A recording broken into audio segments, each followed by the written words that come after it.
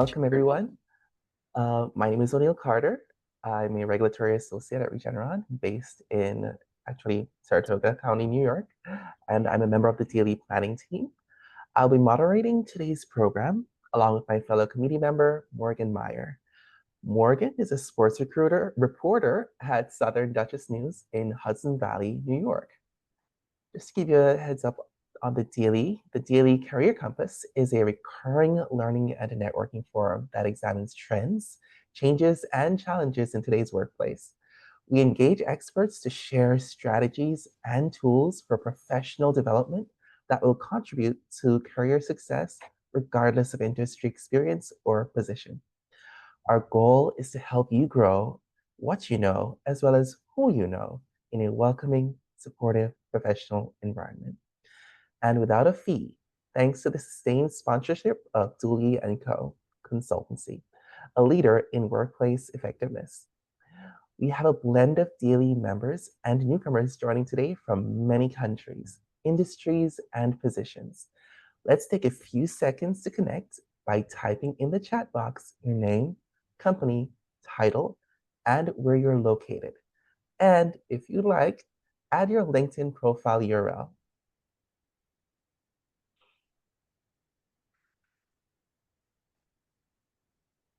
Osprey, Florida, New York City. Nice. Really cool. I always have to find my LinkedIn profile too, so there we go.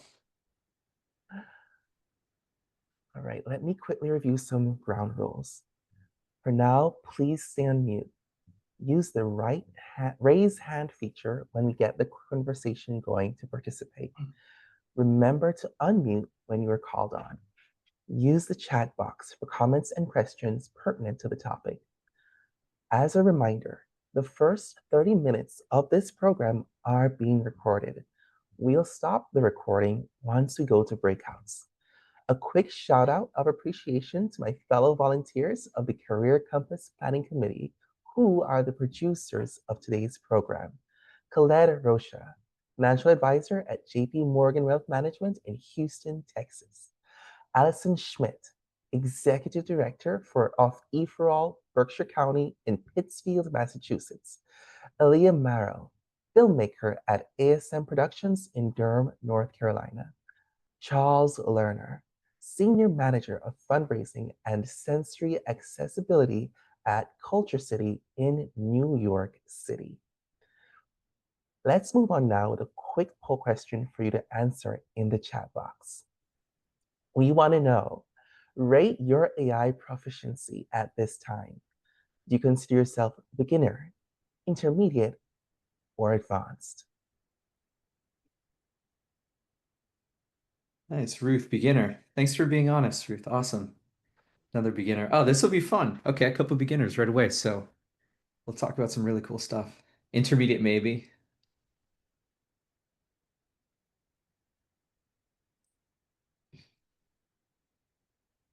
All right, a lot Yep, of I don't beginners know. and intermediates. All righty. Cool. Thanks everyone for your feedback. Now let's welcome our guest speaker, AI expert David Kelly. David is the founding general manager at AppSumo Originals, starting and growing multiple SaaS products like TidyCal and SendFox to over $13 million in sales and over 800,000 users. He's an experienced advisor to more than 150 SaaS founders, specializing in product-led growth, team management, and scalable business strategies. Previously, David worked as a marketing leader at Student Loan Hero, a copywriter and a customer market researcher at I Will Teach You to Be Rich, and a product manager at Fox Corporation.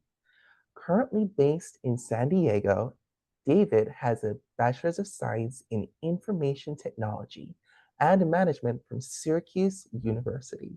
Welcome, David. We're looking forward to your insights and tips. Thank you.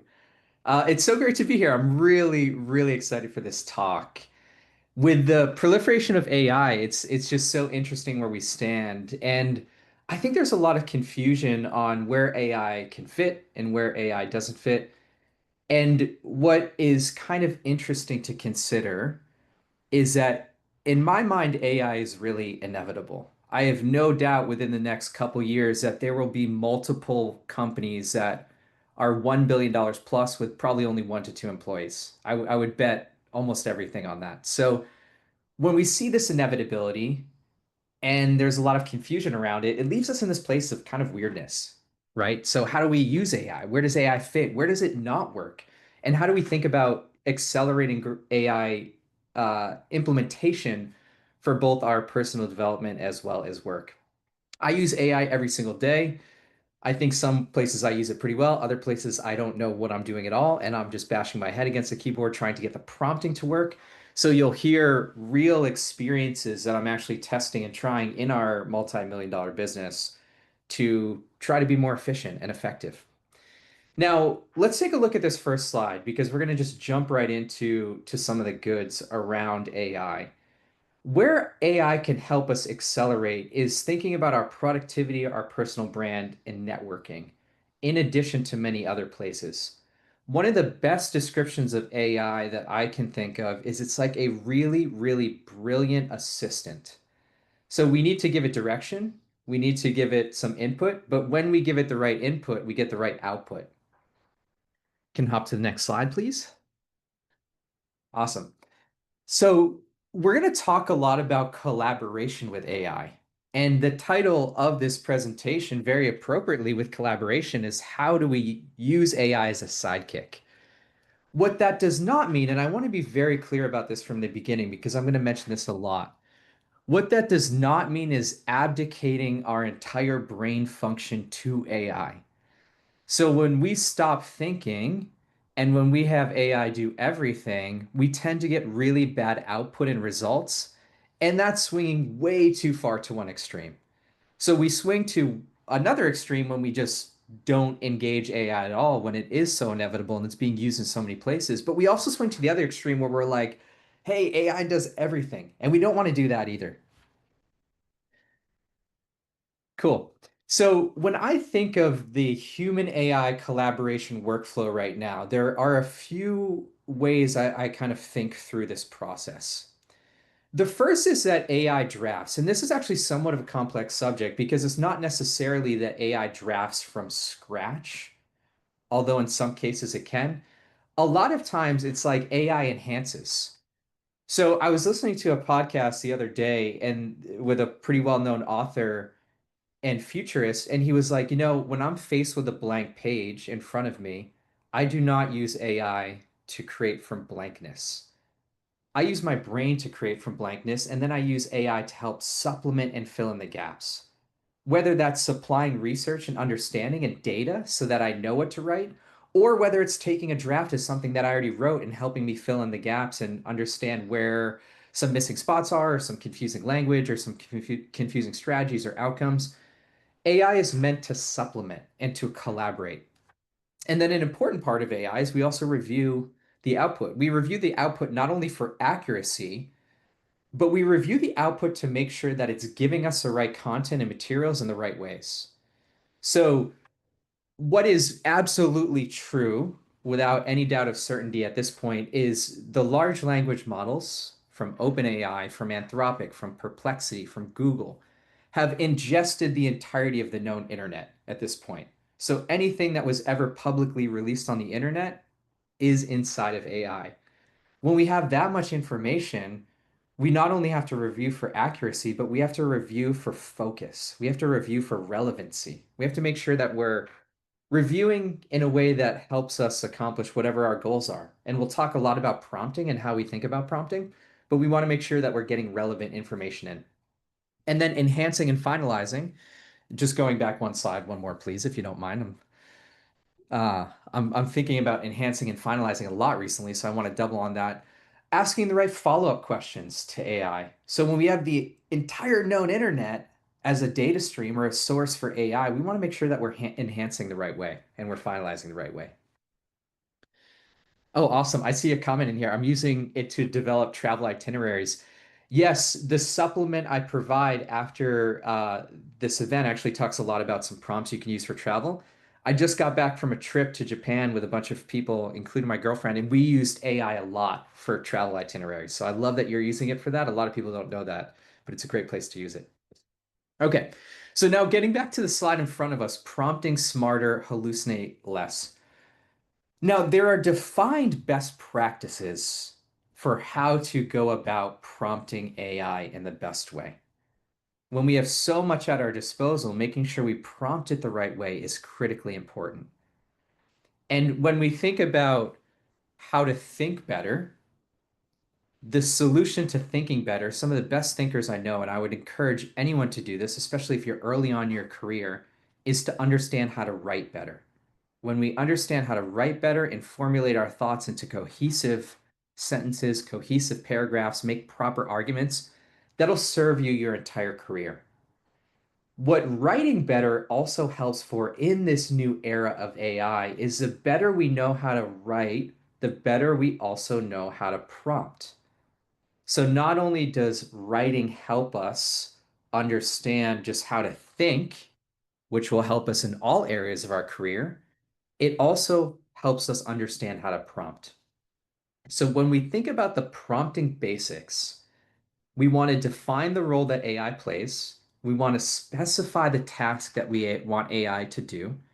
We want to provide context or additional details that the AI needs to know. And we want to set the format for AI to output back to us. This all sounds like a lot when you just look at it like this, but we'll talk through some examples, and it can actually be a sentence or even less per bullet point here. So we don't need to write this long, articulate input and prompt, although that might help in some situations. It can actually be pretty direct. So we'll go to the next slide. Okay. In October 2024, Google came out with this awesome 70-page PDF that is one of the gold standards for how to interact with AI. It's fantastic. And my encouragement is at some point, look through it, read through it, because there's a lot of good information in there. What is true of how Google encourages you to interact with their Gemini LLM is also true of a lot of LLMs. They behave very similarly.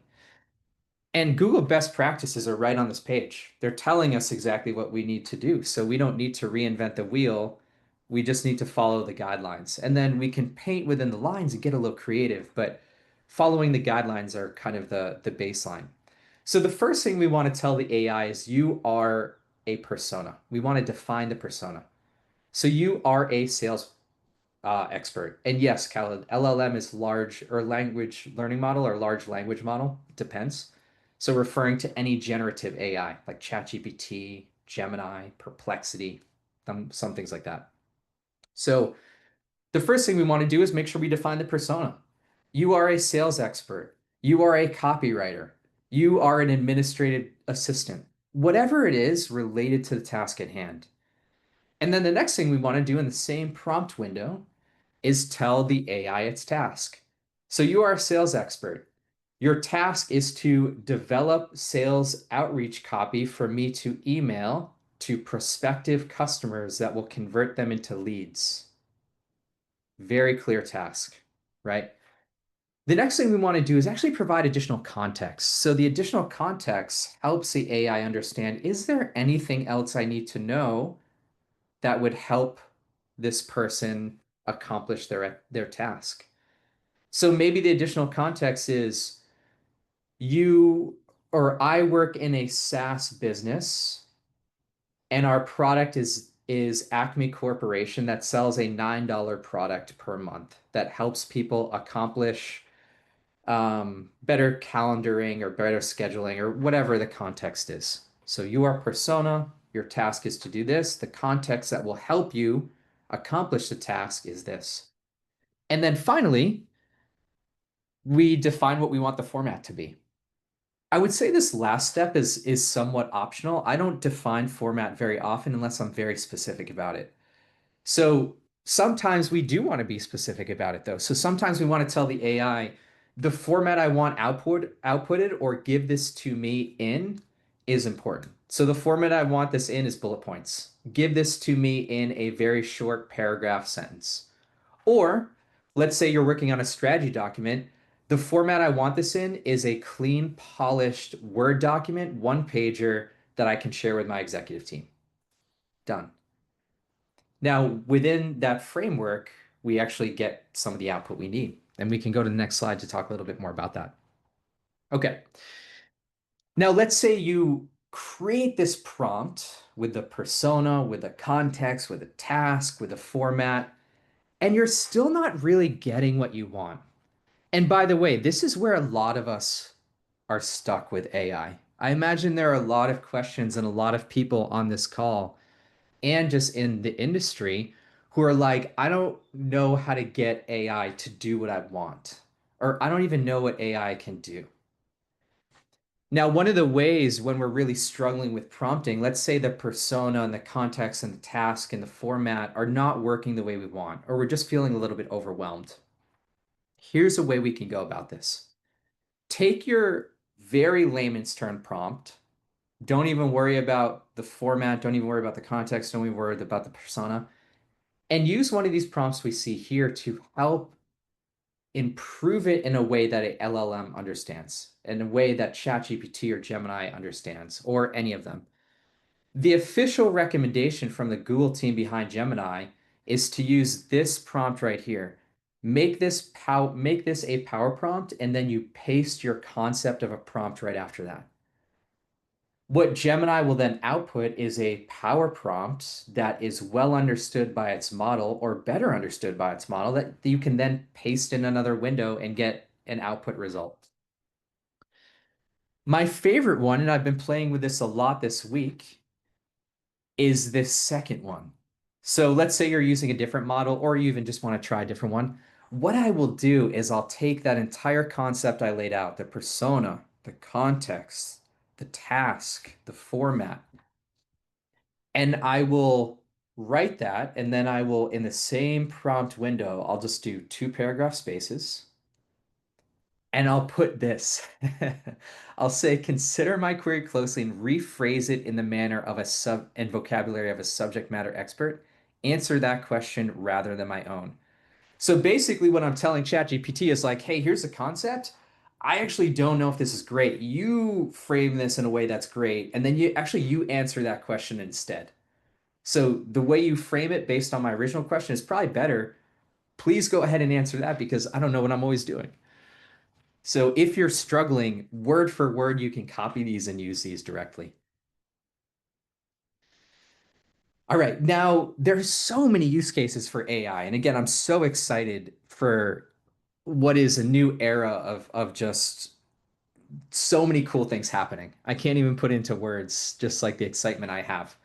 And even with this presentation, it was a total blast putting stuff together. And I was up late at night, like trying all these things to see what works. And one of the things I was really excited to talk about is outreach.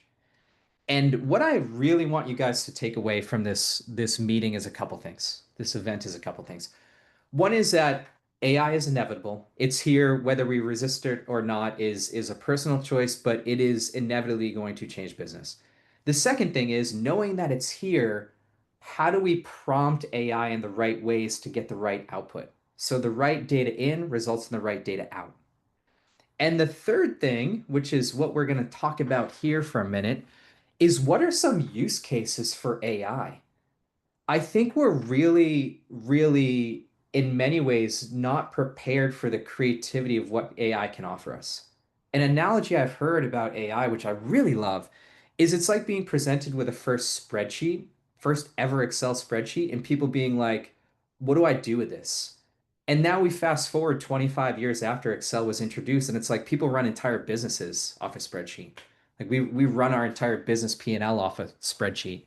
And then other people do like travel itineraries or whatever with spreadsheets. So spreadsheets are so ubiquitous, just like AI will be so ubiquitous. And the targeted outreach is one of the things I'm so excited to talk about because I think it does a really great job. So we can see here on this page, we can use AI to help us identify interesting people. find their contact information, and then craft a personalized outreach message. Maybe this outreach is you're a salesperson. I believe there was someone earlier in the call who mentioned they worked in sales and you want to reach out to prospects. Maybe you're networking and you want to find a new job. Maybe you're just networking and you want to meet cool people because you moved to a new city. Whatever it is, outreach is so open to interpretation, and we can use AI to help us kind of get there. Cool. So, with just the example of targeted outreach, kind of teasing what is possible with AI, I also want to talk about original work and AI generated work, because when we start to do outreach, when we start to do these things, before we go too far down the path of talking about this being used all the time, I want to make sure that we understand how we look at original content and how we look at AI generated content. And there's a lot here. We could do an entire like semester course on just original content, AI generated content, how that's going to evolve, how we view, observe, consume content. So we're going to go for a very, very, very simplified, distilled version of this. So when looking at ChatGPT or Gemini or Perplexity or whatever outputs, we want to first review the content to make sure it makes sense.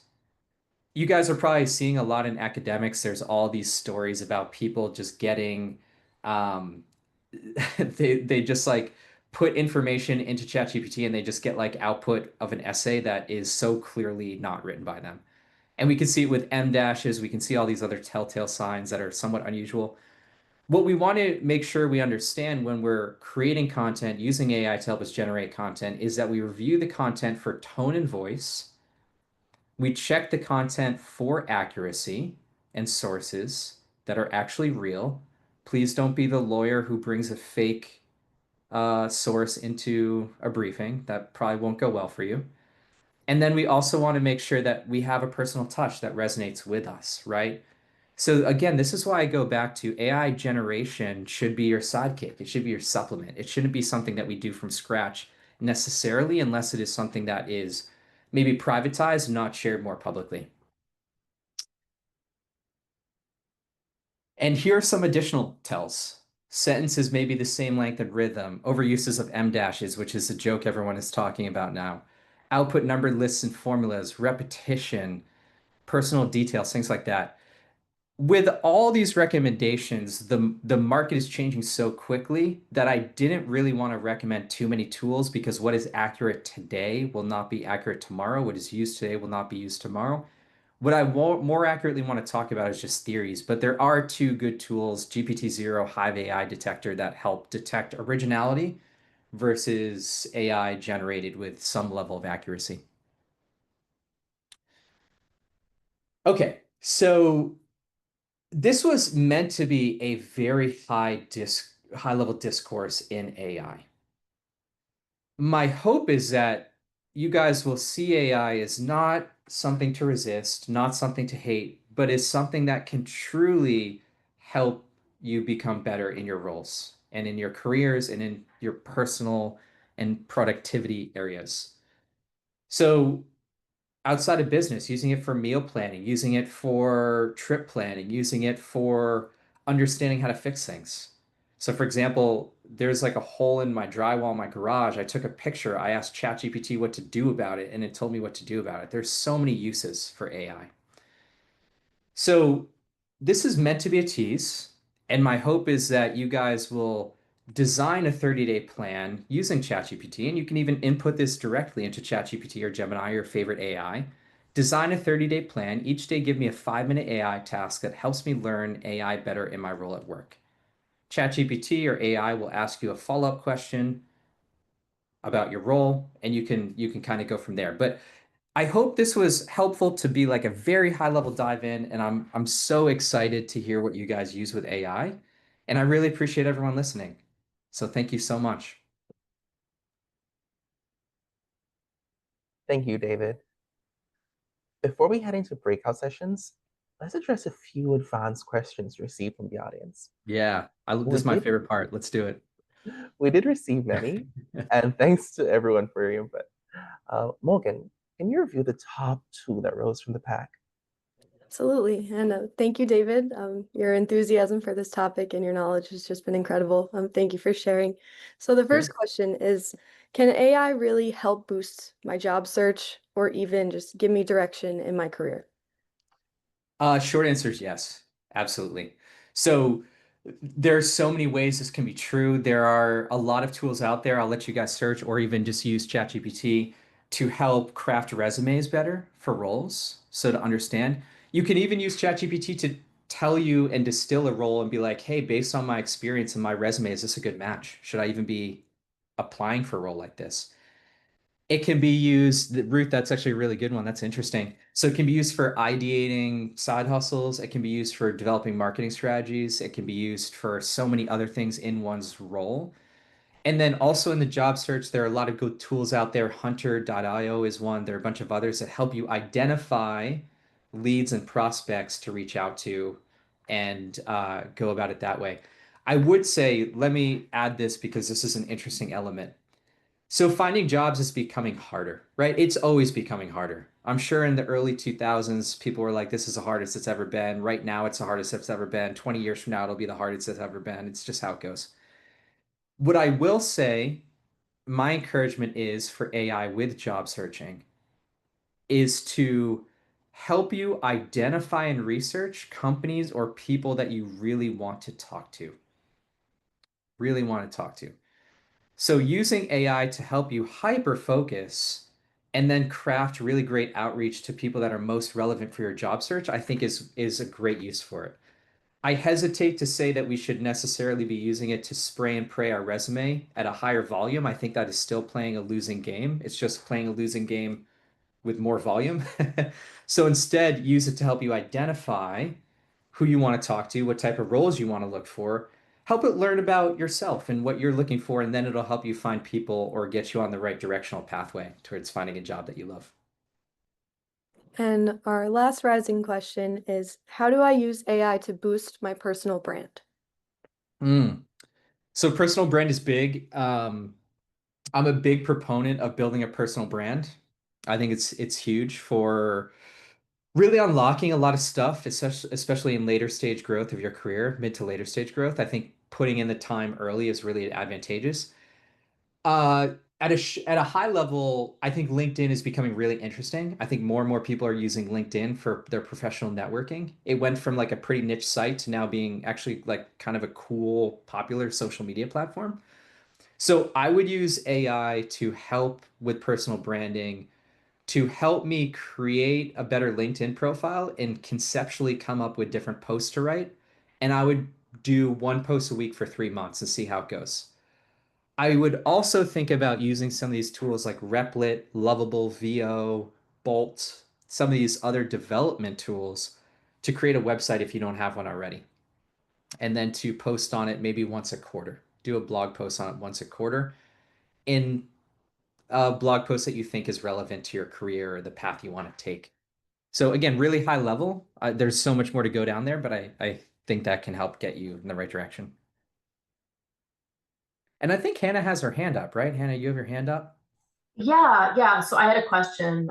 Please. If we're through the pre-provided ones, really, you talked a little bit about LLMs, Gemini, ChatGPT, etc. What should I be looking for to determine which one of those is going to be right for the task? Does it even make a difference, or is it more personal preference? Um, do different models have different strengths or weaknesses, or is it more just use what you like to use? You seem to be using them interchangeably. Yeah. Yeah, what a great question. I'm so glad you asked this because I do use them somewhat interchangeably, but there is nuance difference. Here's the simple way to think about this. For 90% of your tasks, it does not matter. When you start to become more advanced to AI, there are some nuance differences. What I will say at the probably highest level, I have two recommendations on ones that will work very well 90% of the time. So one that will work very well 90% of the time is ChatGPT, specifically the o3 model. Will work great 90% of the time. Or Gemini 2.5 Pro. So there are different 2.5 versions, but 2.5 Pro. Those will work well for basically everything. When you start to get to some development stuff or logic processing, then there are some that are better than others. But when we talk about it at this level, if your job is not in AI, don't even worry about it. So between Gemini 2.5 Pro and ChatGPT o3, just Thank you. pick which interface you like more, or which one you want to pay for, Yeah. or which one you already have access to. Excellent. Thank you. Sure.